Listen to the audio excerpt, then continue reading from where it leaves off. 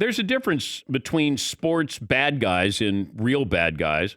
And that's not to say that the sports world doesn't have its fair share of real bad guys, but Bryson DeChambeau is probably considered a sports bad guy for some. And as far as we know, he hasn't gotten into any trouble off the golf course. He just seems to rub people the wrong way on the course. And usually that's other golfers, not necessarily the galleries, because it feels like the gallery shows up to see Bryson DeChambeau. And his rivalry with Brooks Koepka's fueled that fire. The PGA actually had to come out and say to fans who yell Brooksy to Bryson DeChambeau that they may be subject to discipline, that they would be kicked out of the tournament. Now, usually it's good for a sport to have a villain, an irritant on the basketball floor, or a hockey enforcer.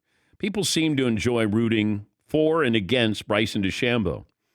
But I don't know how much fun this really is, because yesterday Rory McIlroy made a sensible plea for people to empathize with DeChambeau. Rory said that Bryson DeChambeau is a different kind of person. There's nothing wrong with that. So maybe heckling DeChambeau isn't the best idea after all, especially because it could now end up in getting you kicked out of the tournament. I have somebody who works for the PGA Tour. And I said, how bad is it out there with DeChambeau? And he said, it comes nowhere near the viciousness of what else is said out there. Brooksy is nothing. He said it feels like people have, like we're so used to being mean on social media. These are his words. That people are doing that now. Like there's anonymity. There's anonymity with social media. And he said it feels like, these people in the gallery, there's anonymity, and you can yell out whatever you want to yell out. And he said Brooksy is the least of Bryson DeChambeau's worries, or some of these other golfers, because they're saying things. John Rahm got some COVID comments because he didn't get vaccinated, and he, famously was taken out of the tournament after 3 rounds in Columbus, Jack's tournament. But, these people feel almost like empowered because in the Twitter world, that's what happens. You can say whatever you want. People do that with this show all the time. Say whatever you want, total anonymity. And this guy who works on tour said, that's what's happening. People just say whatever they want to say. Like, what are you going to do? Nobody's going in and, punching you. Yeah, Paul. The reason some fans don't like Bryson DeChambeau is it because he's different? He looks like a big bully that you grew up with? Because he seems more emotional and yells at people and yells at caddies or something? What is it? Is it a combo? Can you pinpoint what would be the reason he'd be a villain? I don't know if people don't like him. It feels like other players don't like him. That he's like a know-it-all. But I think that they're heckling him because you may like Brooks Koepka. And Brooks has had fun with DeChambeau. Therefore, fans who like Brooks Koepka may go, hey, you know what? Maybe we do that. Just call him Brooksy. That'll get him upset. But I don't know if fans, it feels like fans show up to watch him tee off. That they truly are fascinated with what they're seeing. Because Bryson DeChambeau is different.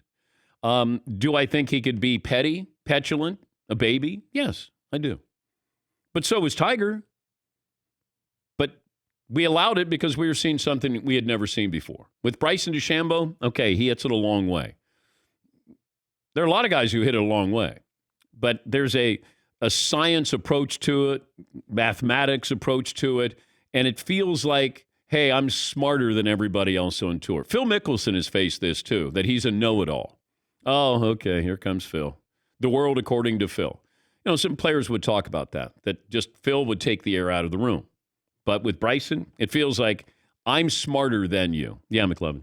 I read there's a story that he was abusing his caddy and he quit suddenly, verbally abusing. Yeah. And also remember he blamed his driver when he had a bad tournament. I don't think people like that very much. No, probably the company that produces his driver didn't like it either.